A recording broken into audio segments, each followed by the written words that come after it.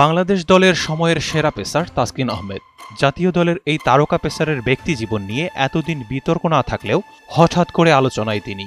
২৮ জুলাই সোমবার দিনগত রাতে বন্ধুকে পেটানোর অভিযোগ আনা হয় তাসকিনের বিরুদ্ধে। মিরপুর মডেল থানায় অভিযোগ দায়ের করেন তার বন্ধু ইশতিয়াক। থানা সূত্রে অভিযোগের বিষয়ে নিশ্চিত হয়েছে এনটিভি অনলাইন। ভুক্তভোগী ইশতিয়াকের ভাই ইমতিয়াজ এই প্রতিবেদককে বলেন, তাসকিন আর আমার ভাই অনেক ভালো বন্ধু।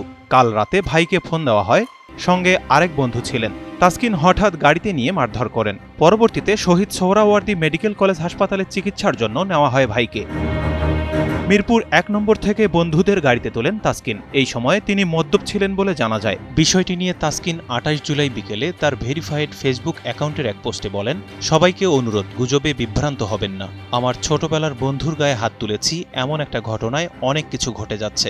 আমার মনে হয় এমন গুজবে কান দিয়ে বিভ্রান্ত হবেন না এবং অন্য কেউ বিভ্রান্ত করবেন না। এটা আমার পরিবার ও বন্ধুর জন্য সম্মানজনক নয়। যা ঘটেছে সেজন্য বন্ধু ও আমার মধ্যে কথা হয়েছে। সবশেষে তিনি বলেন, শুধু একটা কথাই বলতে চাই, বিষয়টা অন্য, বাস্তবতা ভিন্ন, মিথ্যা, বানোয়াট ও উদ্দেশ্য প্রণোদিত।